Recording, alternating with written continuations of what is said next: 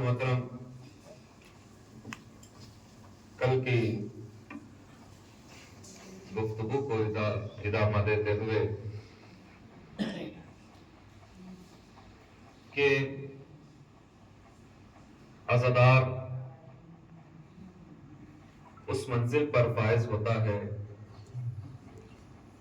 کہ جس پر انسان کو بلکہ اپنے آپ کو رشک کرنا چاہیے۔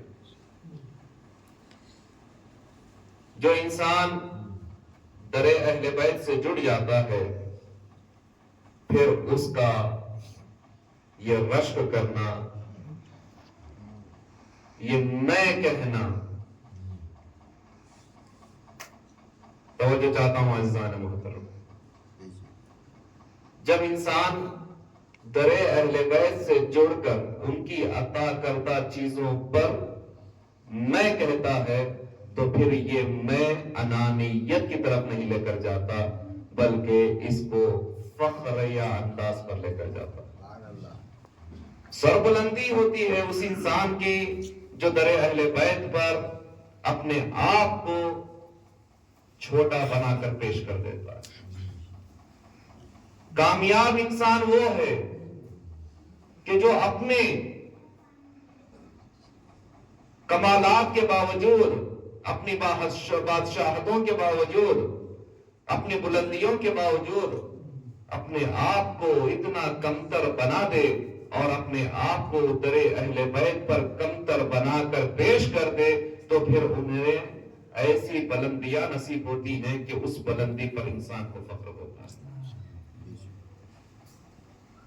در اہل بیت، در حسین، یہ عزا خانوں کے دروازے جب کھل جاتے ہیں تو اس میں آنے والا شخص کوئی اور نہیں ہوتا بلکہ عزادار سید الشہداء کہلاتا ہے۔ اور اس عزادار سید الشہداء کی منزلت کتنی ہوگی یہ ہمیں اور آپ کو اندازہ نہیں ہوگا، بلکہ ہمیں سمجھنا ہوگا کہ ہماری قیمتیں کیا ہیں۔ عزیزان محترم، دنیا کی بہت ساری چیزیں ایسی ہیں کہ جن کے متعلق ہم انمول کہتے ہیں، در حقیقت ان چیزوں کا تو مول ہوتا ہے لیکن عزادار کا کوئی مول نہیں ہوتا۔ عزیزان محترم، شہزادی کونین کی دعاؤں کا نتیجہ ہے یہ عزادار۔ سب کچھ مٹ سکتا ہے لیکن عزادار ختم نہیں ہو سکتا۔ عزاداری مٹنے والی نہیں ہے۔ غیب کا علم ہمیں ہو یا نہ ہو لیکن غیب کے علم میں اتنا تو ہمیں علم ہے کہ یہ عزاداری قیامت تک باقی رہے گی۔ لہذا تاریخ کے صفحات میں، تاریخ کے آئینے میں ولادت امام حسین کے موقع پر وہ واقعات بھی درج کیے گئے ہیں کہ جو ملائکہ کے نزول کے ہوتے ہیں۔ ملائکہ نازل ہو رہے تھے، آسمان پورا خالی ہو رہا تھا، جوق در جوق ملائکہ بداہیاں دینے کے لیے، مبارکباد پیش کرنے کے لیے آ رہے تھے۔ اتنے میں دیکھا کہ ایک کنارے بیٹھا ہوا شخص، ایک گوشے میں بیٹھا ہوا ملک جبرائیل سے پوچھنے لگا آخر کیا بات ہے؟ توجہ چاہتا ہوں عزیزان محترم، کیا بات ہے کہ سارے ملائکہ زمین پر چلتے ہوئے نظر آ رہے ہیں، آسمان خالی سا محسوس ہو رہا ہے؟ تو جبرائیل نے فرمایا کیا تمہیں نہیں معلوم 30 شعبان آ چکی ہے، مولا کی ولادت ہو چکی ہے، لہذا سب کے سب جا رہے ہیں رسول کی خدمت میں اور شہزادی کی خدمت میں ولادت کی مبارکباد پیش کر دیں۔ توجہ چاہتا ہوں عزیزان محترم، اب یہ کنارے بیٹھا ہوا فطرس کہتا ہے مجھے بھی ساتھ میں لے کر چلو۔ عزیزان محترم، کہا لے جانے کی ضرورت کیا پڑی؟ فطرس کو خود کیوں نہیں چل کر چلا گیا بلکہ دوسروں سے منتیں کرنا کیوں پڑ گیا فطرس کو؟ تو یاد رہے کہ فطرس کے بالوں پر اتنے بلند تھے، اللہ نے اسے نعمتیں ایسی عطا کی تھی کہ وہ اپنے بالوں پر کے ذریعے سے پرواز کرتا گیا، اڑتا گیا، اڑتا گیا، آخری میں اس منزل تک پہنچ گیا کہ اپنے آپ میں یہ محسوس کرنے لگا کہ اب میں اتنا بلندیوں پر اڑ سکتا ہوں تو مجھ جیسا کون ہے؟ توجہ چاہتا ہوں، ادھر مجھ جیسے کی بات آنی تھی۔ اللہ نے کہا انانیت نہ کرو، غرور نہ کرو، غرور صرف اللہ کے لیے ہے۔ بالوں پر کو جلا دیے، سارے ملک، سارے ملائکہ جاؤ در جاؤ، جاؤ در جاؤ۔ اذا جاء نصر اللہ والفتح ورأيت الناس يدخلون في دين اللہ۔ اے رسول، جب اللہ کی طرف سے تمہیں مدد آ پہنچے گی تو آپ دیکھو گے کہ لوگ جوق در جوق، گروہ در گروہ دین میں داخل ہوتے ہوئے نظر آئیں گے۔ اسی گروہ در گروہ، قبیلہ با قبیلہ ملائکہ زمین پر آ رہے تھے۔ فرشتے نے پوچھ لیا، ملک نے پوچھ لیا کس لیے جا رہے ہو؟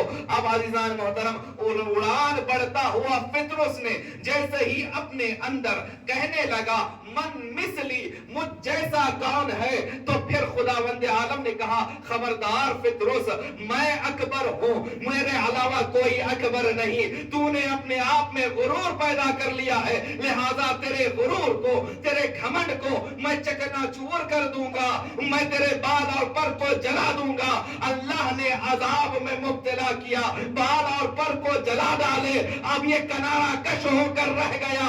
لیکن جیسے ہی دیکھنے لگا کہ لوگ ملائکہ جوق در جوق مبارکبادی پیش کرنے کے لیے جا رہے ہیں تو ایک مرتبہ جبرائیل سے کہنے لگا مجھے بھی ساتھ میں لے کر چلو۔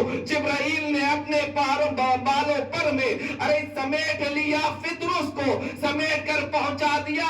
رسول کی خدمت میں آنے لگا، فطرس کہنے لگا یا آقائی، یا سید الانبیاء، یا خاتم الانبیاء، آپ سے التجا ہے کہ آپ کی خدمت میں میں پہلے مبارکباد پیش کر رہا ہوں، اور آپ سے التجا ہے کہ آپ مجھے اپنے بالوں پر لوٹا دیں، اللہ کے نزدیک آپ مقبول ہیں۔ تو فرمایا جناب رسول نے کہا میرے پاس نہیں بلکہ جھولے سرور سے مل جاؤ۔ توجہ چاہتا ہوں عزیزان محترم، جھولے سرور سے مس ہوا، فطرس نے ہاتھ لگایا، مس ہو گیا، مس جیسے ہی ہوا بالوں پر لوٹ آئے، گویا توبہ قبول ہو گئی۔ ارے جس حسین کے صدقے میں توبہ فطرس کی قبول ہوتی ہے، اسی حسین کا عالم سجانے کے لیے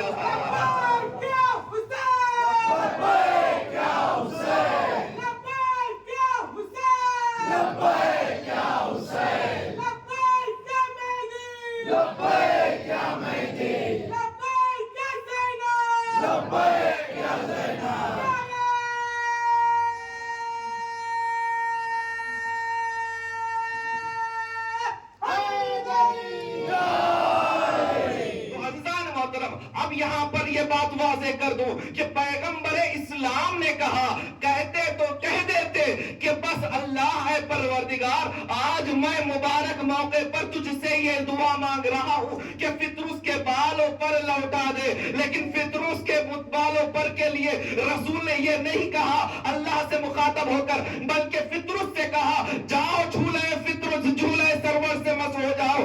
عزیزان محترم، میں کہوں گا یا رسول اللہ، آپ اپنے زبان کو جنبش دے دیتے تو اس کے بالوں پر مل جاتے، لیکن اسے زحمت میں کیوں ڈالا کہ جھولے سرور کے پاس جائے اور جھولے سے مس ہو جائے؟ تو عجب نہیں رسول کہے ارے آنے والے دنوں میں حسین کا بیٹا، اس کے جھولے سے لوگ منتیں مانگیں گے تو اس کی جو دعا مانگی جائے گی لوگ ایسے بدعت کا نام دیں گے تو اسے کہنا پڑے گا جب رسول سرور کے جھولے سے مس ہونے کا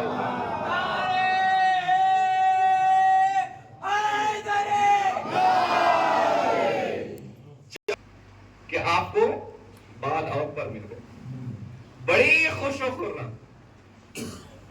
جب انسان سے کوئی نعمت چھن جاتی ہے اسے بڑا احساس ہوتا ہے کہ یہ کیا ہو گیا، یہ اچھا تھا میرے پاس تھا۔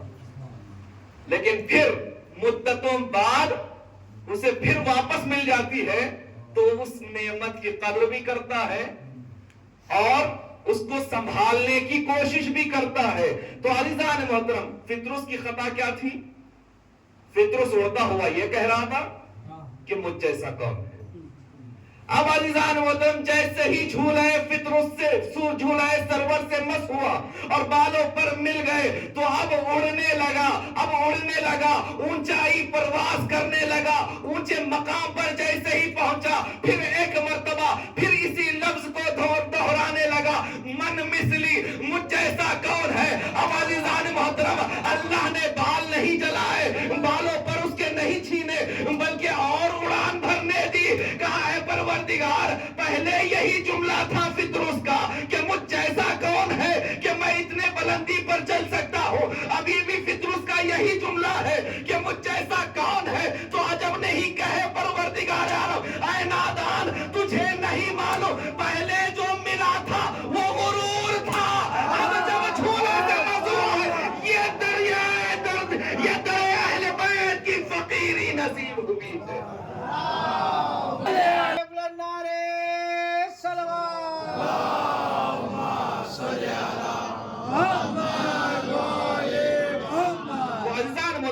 پہلے جو تھا وہ غرور تھا، وہ گھمنڈ تھا، اس کو مٹا ڈالا گیا.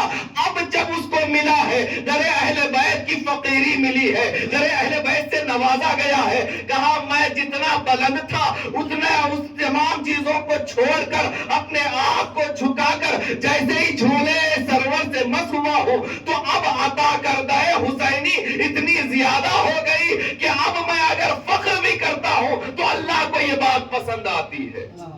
عزیزان محترم